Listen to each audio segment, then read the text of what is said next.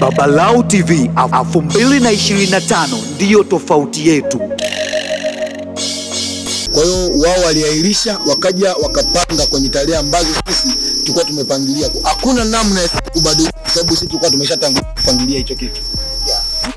Kuna baadhi ya makundi ambayo wana waazima. Okay. Wapigaji wa vyombo aidha waimbaji wengine. Okay. Aidha ya kwaya au ya kidini. Yes. Kwenye albamu hii ya Yesu Ananipenda. Okay. Kuna mtu yote ameazima kutoka kikundi hiki? Lazima uchukue watu walio na experience ili kuweza kusaidiana kufanya kitu kizuri zaidi. Yeah. Kuna watu wamechukua. Yes. Kwa hiyo kwa tunawatumia sisi kabla ya album. Tangu zote zimeonekana na kufanya vipi kuwasaidia ili kwenye album nyingine tutumike na watu wetu wa ndani. Kwanza walio wengi ni watu wa ndani. Lakini tuna upungufu mmoja kwenye base kwa sababu mimi ninayoongea tena ndo mpiga tatu. Lakini pia kama mwalimu. Lakini sasa kulingana na mzigo mzito siwezi kuwa kwenye muziki, niwe kwa wimbo, unaona hicho kitu. Kwa hiyo lazima tuchukue mtu atakayeweza kutusaidia ili sisi tuweze kuwa na uhuru wa kufanya mambo mengine kwa ubora zaidi. Yes. Tumeona kuna uamsho kwaya hapo. Okay. Yeah. Nafikiri niko sahihi. Okay. Ni kwamba sekta ya 5 ni kwaya hizo mbili zipo, na kwa nini The One Family wamepewa nafasi kubwa kama kuna kwaya? Okay. The One Family ni grupu ambalo limejisimamia wenyewe. Ni ministry ambayo iko tofauti na Methodist. Lakini uamsho kwaya pale sekta ya 5 tupo uamsho kwaya na Nuru kwaya. Nuru kwaya ndio kwaya ya wakubwa ambao mara nyingi watu wanazishiriki kwenye mikutano.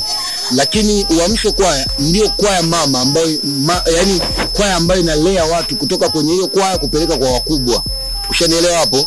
Kwa hiyo The One Family ni bendi ambayo imejisimamia, mara nyingi inafanya praise na worship. Kwa hiyo sasa ili kupata kitu kizuri zaidi, tuliona umuhimu wa kuchukua The One Family ili waweze kusherehesha kwenye praise na worship. Pamoja na hiyo, mwalimu wa Nuru kwaya pia ndiye tena mwalimu wa The One Family. Kwa hiyo bado ni kitu kimoja. Yes. Ni kwamba tumesema kwamba tukisema The One Family ipo ni nje ya Metro. Ili kuboresha vyetu tumeona tuwachukue. Yeah, ni wa nje.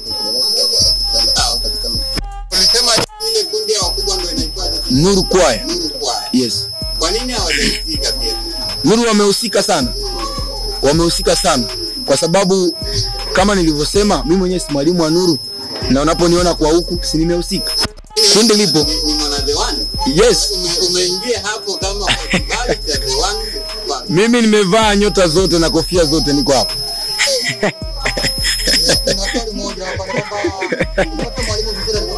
Yes. Okay. Watu wa dunia ambao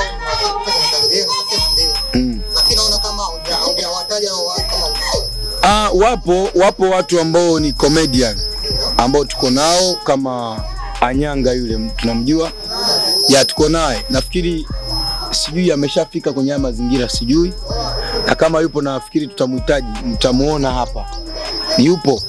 Na tumemchukua kwa sababu unajua injili tunaenda kufanya. Watu wengi wanataka kucheka sana. Vile vichekesho. Sasa tunapohubiri watu injili lazima tuwateke kwa pande zote. Wanapomuona Anyanga pale, inawezekana wakashawishika kuja na sisi tukawahubiri ndani yao, tunaweza tukapata watu wanaoweza kubadilika na kumpokea Yesu kuwa Bwana Mwokozi wa maisha yao. Yes. Kwenye mkesha wa Pasaka mwaka jana, okay, Diamond Platnumz alishirikisha na Christina Shusho. Yes. Mkesha wa Pasaka, jambo ambalo lilitafsiriwa na watumishi wengine kwamba ameenda kinyume kwenye madhabahu ya Mungu,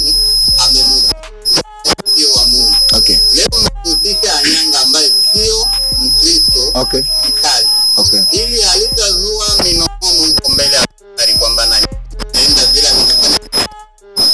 Mimi kwa sababu unajua ni mapokeo ya watu wanavyopokea au walivyopokea Yesu Kristo. Unajua sheria za watu ndizo zinazowatenga. Unanielewa vizuri? Na Biblia inatuambia kwamba tuwaendee watu. Ukitaka kumhubiri mlevi utamfuata baa. Unanielewa vizuri? Ukitaka kumhubiri mtu msharati, utamfuata mazingira ambayo anafanyia usharati ili uweze kumuokoa. Sasa huwezi kusema kwamba unapoenda mazingira ambao watu wanafanya usharati kwamba utakuwa msharati. Sio kwamba unapowafuata wale walevi kule kama mtu amelewa unataka umhubiri kwa mazingira ambayo amelewa kwamba na umekuwa mlevi. Hapana. Kwa tunapomchukua Anyanga, yaweza katika kushirikiana na sisi anaweza kubadilika hata yeye. Ongezea hapo. Okay. Tarehe 26 andao. Lakini wamezoea watu kusema kuwa Methodist mnakuwa na nyimbo ambazo hazina vibe. Yes. Sijui utawatekaje watu kwa sababu hiyo tarehe 26 kuna mechi kubwa hapa nyumbani. Ukiangalia Yes Kilombe pamoja na AFD. Okay. Wana mtanangi hiyo mida ya saa 10 kamili, mtanangi uko uwanja ya Air3 kama sijakosea. Yeah. Na nyinyi mnaandaa huko.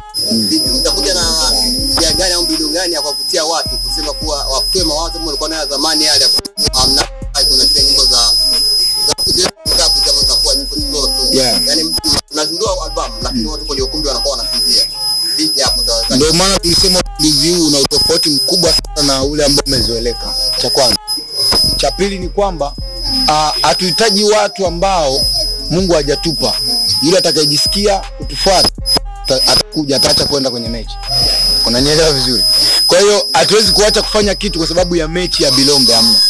Kwa sababu sisi sio wale na wale sio sisi.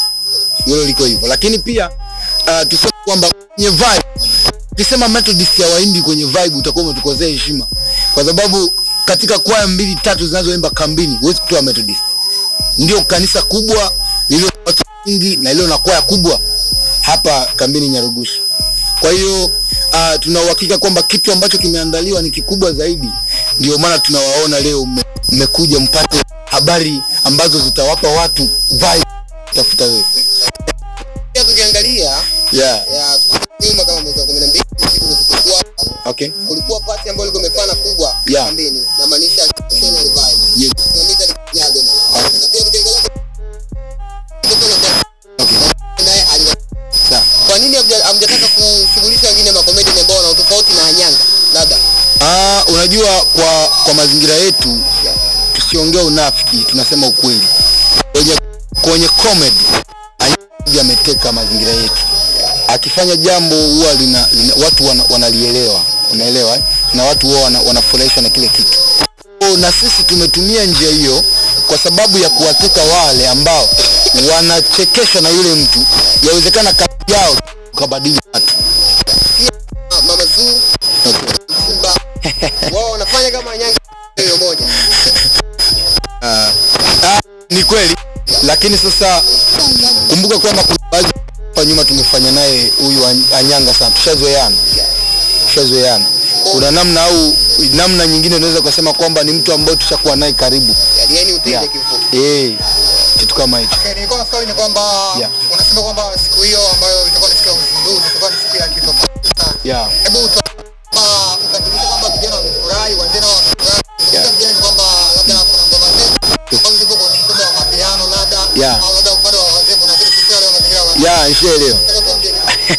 Kitu cha kwanza ni kwamba yeyote atakayefika kwenye tukio mimi nina uhakika atarudi na furaha. Kwa sababu show ipo ya maana.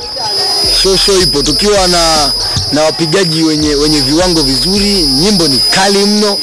Hiyo Yesu anipenda unayesikiliza hiyo sio moto mdogo. Bro, hiyo ni kitu kikubwa sana. Hicho ni kitu kikubwa sana. Kwa hiyo labda tuambie tu watu hatuwezi kuwafungulia vyote, lakini mjiandae tu, kuna vitu vikubwa vinakuja. Na kwa nini labda izungumzie kufanya nyumbani kwetu? Ni vizuri, swali zuri, lakini sasa ni nyumbani kwetu. Lakini tunaangalia ni ambao unaweza kufaa watu, sababu watu ni wengi na mazingira yetu haya huku ukumbi ni mdogo. Tukafuata pale kwenye ukumbi mkubwa sana. Pia tukiangalia hapa faida kuna mpango mzuri kuweka kitambaa, watu watakaa, wataenjoy kama kawaida. Hiyo itatokea lakini sio leo. Labda kazi hapo. Na ukiangalia kanisa ambayo itakuwa na kanisa kubwa ambayo itakuwa hapa nyumbani. Kanisa inaongoza. Okay. Kui kanisa kubwa moja kwenye kanisa mkafanyia kazi sababu hii hapa sekta 5 kama ni ndogo lakini na hii pili sekta kwanza ni kubwa kabisa na wajongo. Kwa nini kanisa hiyo ambayo ambayo tunasema Betheli ni sekta ya pili ya Methodist. Kwa hiyo bado ni Methodist ile. Kwa nini mkuta ule ukumbi? Kwa sababu ni mkubwa. Ndio huo ambao tumechukua sasa. Huo wa Betheli. Ni sekta ya pili pale Kariakoo. Kwa Bilele Benjamin pale. Ni Methodist. Okay. Angalia kwenye complex. Okay. Waga tuna tabia fulani hivi. Yaani hata ukiangalia kwa tofauti, yani waga tuna tabia fulani ya mtu mtu anaweza kaingia sile hereni, sile nini pensi, wanakuwa wanazingua sana. Sijui kama tabia kama itakuwa kama kawaida ama vipi. Hiyo watu wamekaririshwa vibaya. Kweli. Angalia nyuma yangu, kuna watu wamesuka huko nyuma. Umeona? Kuna wako ametodi. Yaani wako nje ametodi. Lakini wamealikwa kwenye shughuli la nini? Kwa hiyo na ukialikwa unavyotaka, ila tunataka mtu.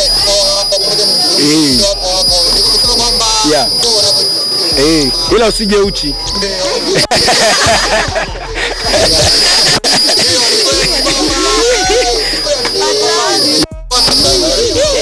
Okay.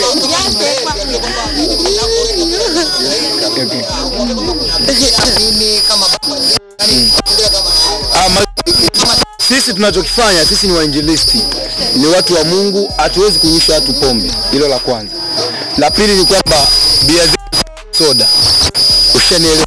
Kwa kama soda ipo chakula kizuri, mimi naomba tu watu waje watajionea. Ni mazuri sana. Nataka ongezea kwa chakula, nasema chakula kizuri. Okay.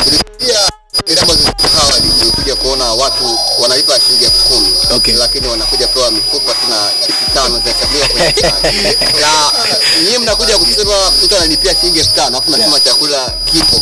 Tueleweshe vizuri au mtakuwa mnitolea nyinyi. Kitu cha kwanza utakachokielewa kwamba kabla wewe hujatoa hela yako sisi tumeshajiandaa kukupokea. Ushanielewa?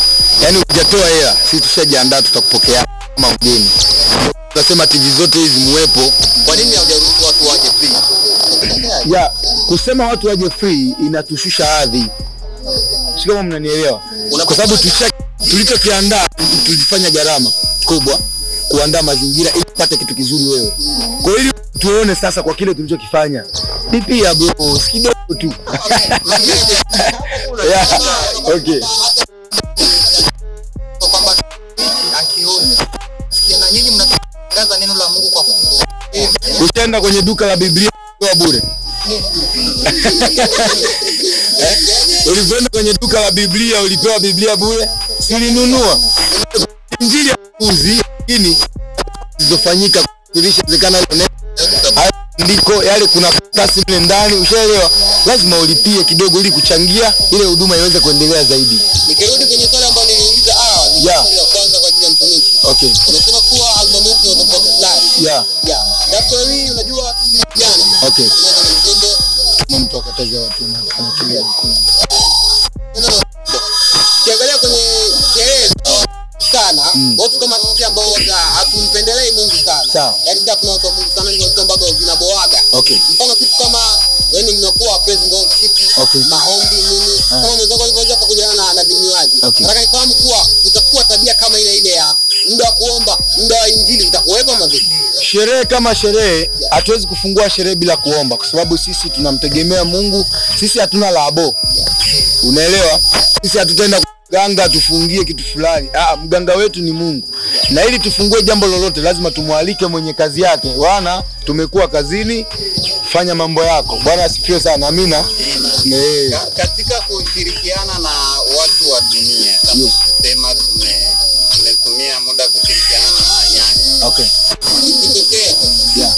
Wa mtu au the one family.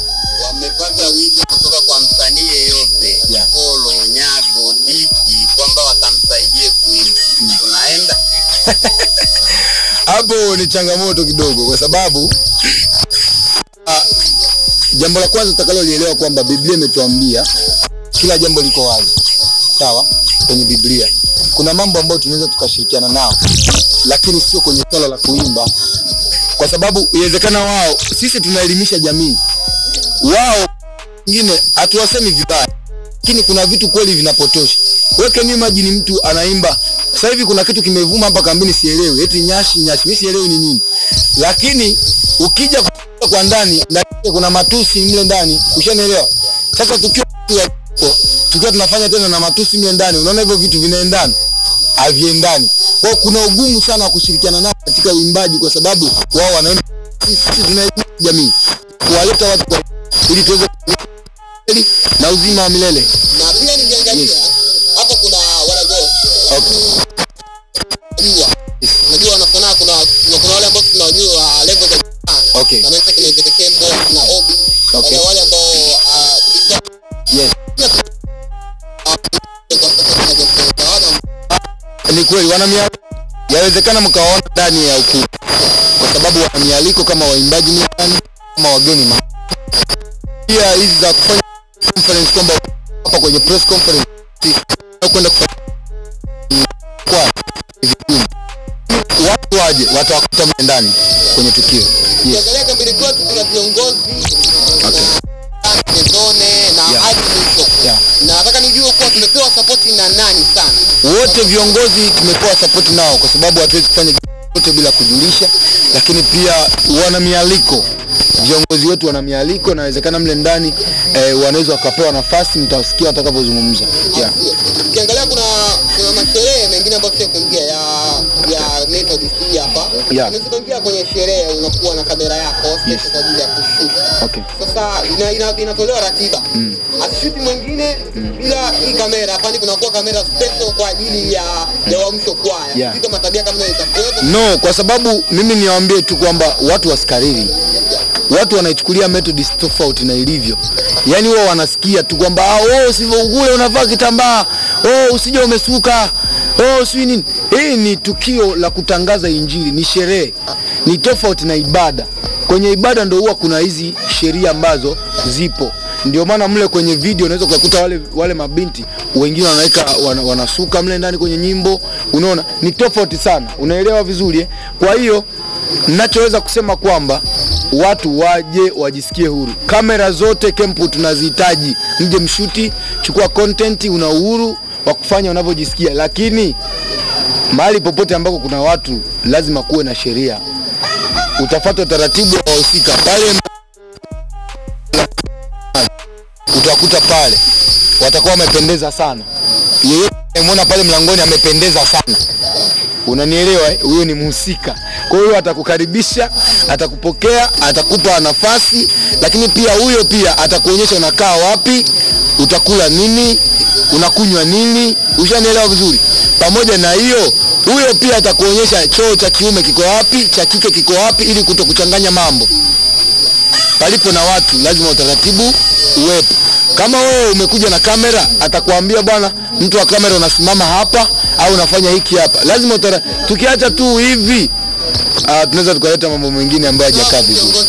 Labda kauli ningetaka ni kidogo kwa swala ambalo umeongelea hapo. Okay. I hope tumeongelea mambo mengi sana. Yes. Na sponsors. Pia kwa injili kwa pande zote. Yes. Ukiangalia kwenye uzinduzi wetu ambao tutakwenda kupigwa hapa, tutakuwa Wakristo na Waislamu, pia hata waganga wa kienyeji wapo. Ukiangalia kwa Waislamu tuko na kina T4D, hata mama mimi. Okay. Hivyo nitaka kuongelea kwamba nadhani injili inafanyika kwa wale ambao hawajaokoka na kumfahamu Kristo kwa Bwana Mwokozi wa maisha yao. Yes. Kuna wengine bado tunaamini wengine huko, wengine waganga wa kienyeji au sio? Yes. Sasa ukiangalia kuna ndugu yetu ambaye ni Joshua Promise mwana gospel ambaye alitaka kufanya collaboration na Mbuzi la Kibembe. Okay. Yes, ukiangalia ni ngoma kweli imeenda viral. Imeokoa wengi sana. Okay. Hata mimi na hisi nalifanya kidogo ukikumbuka kuingia kanisani. Okay. Labda kwa nini watu mpendi kufanya collaboration kama na hizo na wasanii ambao wanafanya vizuri upande wa Bongo Nyaro hapa nyumbani kwetu? Kwanza tuseme kwamba kwa kile ambacho alikifanya Joshua Promise, tunampa hongera kwa idea nzuri, lakini pia tuseme kwamba kuna utofauti wa dhehebu na sheria za dhehebu zina utofauti. Mazingira aliyoko Joshua Promise ni yaliyoendelea tofauti na sisi. Kumbuka Joshua Promise anaishi Marekani. Injili wanaofanya wao na huku kwetu ni tofauti, ni injili mbili. Ukienda kule kwao wanafaa lisali moja kwenye ibada imeisha hiyo. Lakini pia uzito wa wokovu kule kwao ni tofauti na sisi. Kuna vitu kufanya unaonekana kama wewe kabisa. Ushanielewa vizuri? Sasa yeye kule ashachukulia ni kawaida. Lakini ukiangalia idea iliyofanya ni nzuri, sio mbaya. Inashauri, inawafanya watu kubadilika. Unaona hicho kitu. Kwa sisi kwa sasa bado ni vigumu, kwa sababu tukiingia kwenye digital platform kwa sasa, tukianza kubadili ile mielekeo ambayo tuko nayo, itafika kuwaelewesha watu tunakoelekea ni wapi, tunakotoka ni wapi. Lakini kwa sasa ni vigumu. Leo ukisikia James Mwene kafanya na Nyago Meni, mtanikimbia hata nyinyi. Inawezekana. Unanielewa? Niseme shukrani kidogo kwa majibu ambayo umekwenda kuyatoa, na shukrani pia kwa maandalizi kama ulivyosema. Maandalizi yatakuwa ya kibabe sana. Tutakuwa kwamba tutafika kuonesha choo cha wanaume, cha wanawake, hata cha wema kitakuwepo. Niwakaribishe tu wote ambao wamealikwa kwenye kwa yetu pendwa hii. Na mwisho kwa yes. Ya kukosa. Labda Mr. Jekoche atakuwa na neno hapo. Na pia ukiangalia. Yes.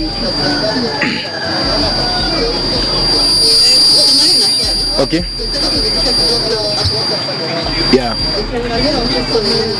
Yes. Kuna wale ambao yes. Okay.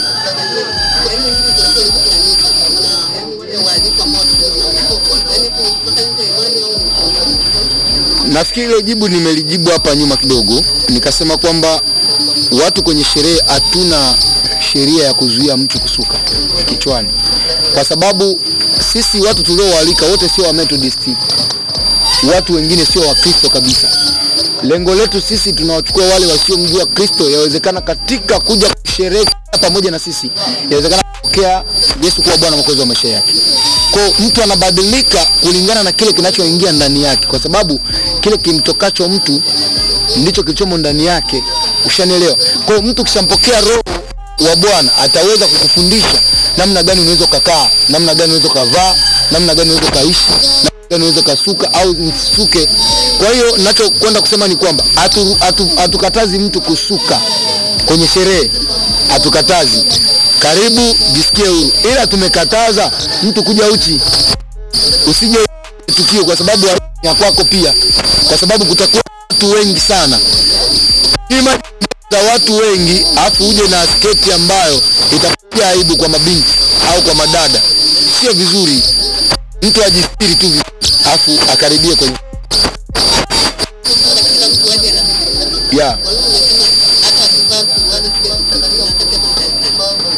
kwenye suruali hapa hatujaigusia. Nafikiri hiyo ndio swali. Ila hatuwezi kuruhusu suruali kwa sababu haiwezekani mwanaume na mwanamke wote wakaa na suruali. Sasa tutajua nani mwanaume na nani mwanamke. Sketi fupi hiyo ni mavazi yako. Ndio maana nikasema kwamba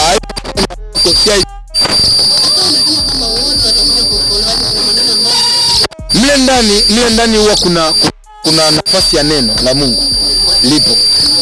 Hata haya zile nyimbo ambazo tutatoa katika zile nyimbo kuna neno la Mungu. Kwa wakati nyimbo zinagongwa kulingana na tabia zako, hali yako, namna unavyoishi, yawezekana ukabadilika kulingana na kile utakachokuja kufanya nini, kupokea. Ndio maana tukasema hatuna mpaka. Njoo, Yesu atasema na wewe siku hiyo. Nilikuwa na swali ni kwamba ukitaka nafasi ya kusema kwamba MC au MC kika mbele, tutakuwa nafasi tena kusema kwamba ndugu mchungaji karibu mbele utubirie. Nilisema kwamba kuna nafasi ya neno, lazima neno liwepo. Bali ambako sisi tunakutana, lazima wahubiri kidogo pale, waambie watu maneno ya Mungu. Lazima. Yes. Kwenye kazi, lazima uwe changamoto na faida. Ukiangalia faida yetu sisi ambao tumelenga sana kuvuta watu waje kwa Yesu. Okay. Na nataka nifahamu kwa hivi viongozi, changamoto gani ambayo imesumbua sana kabisa kwa na hapa nimesumbuka kichwa. Na maandalizi yanaanza tangu lini mpaka tukaja kupanga tarehe kama na 26. Kiukweli changamoto hazikosi. Kwa sababu kila kazi huwa ina changamoto yake. Ila katika hii kazi changamoto ilikuwa ni moja katika usafiri. Kwa sababu kazi imefanyika nje ya kambi. Viongozi wetu ni wazuri, wametusikiliza na tukatoka. Hiyo tu ndio imekuwa changamoto. Na tofauti na hilo, kwenye kazi hii imechukua muda kwa sababu kila kitu kinaomba maandalizi. Unanielewa? tumeandaa muda mrefu sana. Kwa sababu ya nini? Ili mpate kitu kilicho bora. Sio bora kazi bora. Yes. Hapo kwa mtumishi, mara nyingi mnakuwa mnasema kazi bora, lakini mnakuwa mnafanya kazi mshasibu. Unaona madirector hapa nyumbani. Okay. Na kwa nini madirector hapa nyumbani wanaaminiwa sana watu wa gospel, lakini nyinyi watu wa kwaya mnakuwa hamwaamini? Na ukija kuona kazi zenu mlifanya nje, ukija mnaona kazi ambayo mlifanya madirector hapa nyumbani, wanakuwa wanawashinda wale wa nje. Hapo kitu gani ambacho kinakuwa washawishi mpaka mnakinyima madirector hapo mnakwenda kufanya kazi nje? Kitu cha kwanza, atuwadharau madirector wetu, ni wazuri, wako vizuri, sababu tunafanya nao kazi. Ukitaka kufanya kitu cha tofauti lazima unajua, tukio kwenye mazingira yetu haya huwezi kujua gari inaendeshwa, kwa sababu hapa kambi mtu ana nyumbani kwake amepata gari, lakini ukienda huko nje utajifunza gari inaendeshwaje, kwa sababu unaziona nyumbani. Maana yake nataka nimaanishe nini? Kazi yoyote ile ukitaka kufanya kitu cha tofauti, ndio maana nikasema hii kazi ina tofauti na kazi zingine zote, kwa sababu tumefanya gharama kubwa sana ili kufikia malengo, ili kuwapa watu kitu cha tofauti. Kwa watu waje wataona ni hatari bro. Asante. Yeah. Kwa nasema kuwa kazi imefanya gharama kubwa sana, lakini ilikuwa kitani. Yeah. Ambapo nyingi zitapita hapa tukija kuangalia video, location ndio tofauti, yale majumba ya kibaya. Hapa nyumbani tatu ambao wanafanya vizuri hapa nyumbani wanakuwa wanawashinda kwa kiwango kikubwa sana. Sasa mpaka hapo, kwa nini kwa director hapa nyumbani mkaenda kwanza mkajaribu kwa nao kazi nje, muone je watafanya kazi kama na ile ambayo mlifanya mnafanya, au watakuja kufanya kubwa zaidi ambao mlizoea? Nijibu kwamba kwanza watu waelewe kwamba madirector wetu wote wa hapa camp tunafanya nao kazi. Spy nafanya naye kazi mara kwa mara, nafikiri Sadi TV huwa tuko nao location mara kwa mara, hilo mnalijua. Lakini Tolo tunafanya naye kazi, mnajua siku hizi tulikuwa kwenye uwanja wa mpira huko wapi pale walikuwepo nao, na hata kazi ya All Stars, kwa sababu mimi naongea pia ni mmoja kati ya wana All Stars camp kama mwanakamati. Kwa hiyo tulifanya na Tolo hiyo, hivi karibuni itatoka. Na labda hapo kabla ya kuna shirikisha Jackson. Okay. Labda tunataka hiyo kazi kwa album au ile kazi imefanya ni The One Family. Hii album ni ya Wamkwa. Kwa ile ni wa haki yetu. Ishatoka iko YouTube. Nafikiri watu wameangalia, na hata hapa injili walitoa kwenye mwezi hapa ilikuwa namba 2, imefanya vizuri. Yeah. The One Family. Yeah, Wamkwa. Tunafanya kazi kwenye matunda mangapi?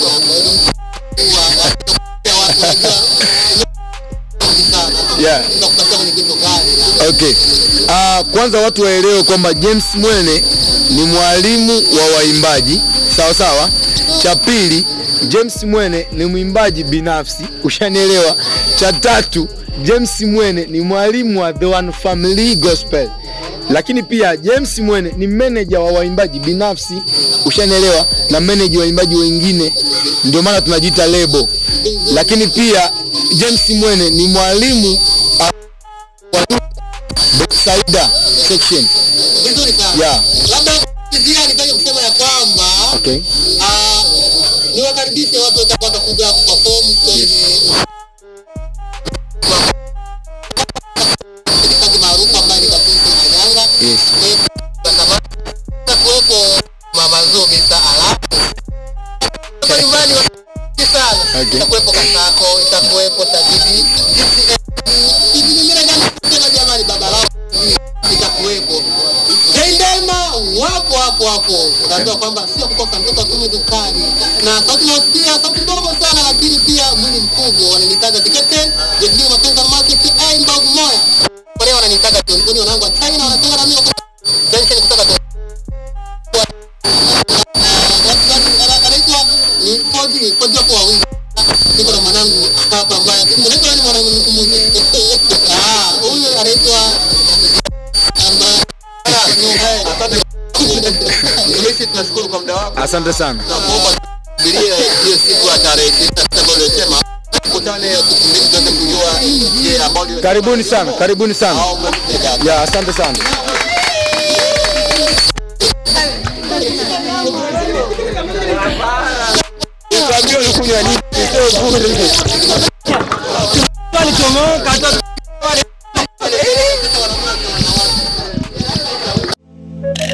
Babalau TV 2025 ndiyo tofauti yetu.